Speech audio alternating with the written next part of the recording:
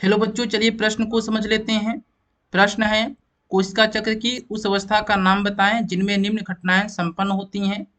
ए विकल्प है गुणसूत्र तर्कु मध्य रेखा की तरफ गति करते हैं।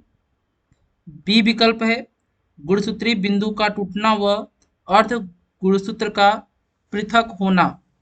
सी विकल्प है समजात गुणसूत्रों का आपस में युग्मन होना। डी विकल्प है समजात गुणसूत्रों के बीच विनिमय का होना। आइए इस प्रश्न की मुख्य अवधारणा को समझते हैं।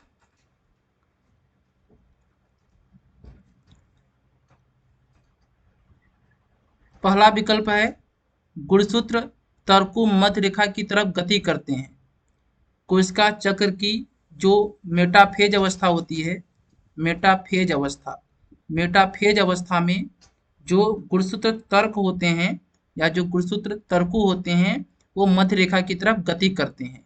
तो ए विकल्प का जो सही आंसर होगा मेटाफेज अवस्था होगा, मेटाफेज अवस्था। बी विकल्प देखते हैं।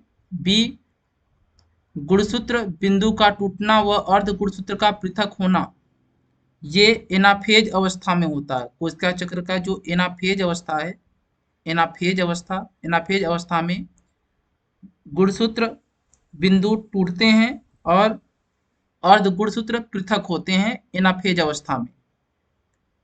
तीसरा है समजात गुणसूत्र का आपस में युग्मन। तो समजात गुणसूत्र का आपस में युग्मन होता है अर्धसूत्री विभाजन के प्रोफेज प्रथम अवस्था में, अर्धसूत्री विभाजन के प्रोफेज प्रथम अवस्था में। आखिरी है समजात गुणसूत्र के बीच विनिमय होना, क्रॉसिंग ओवर कहलाता है, क्रॉसिंग ओवर कहलाता है।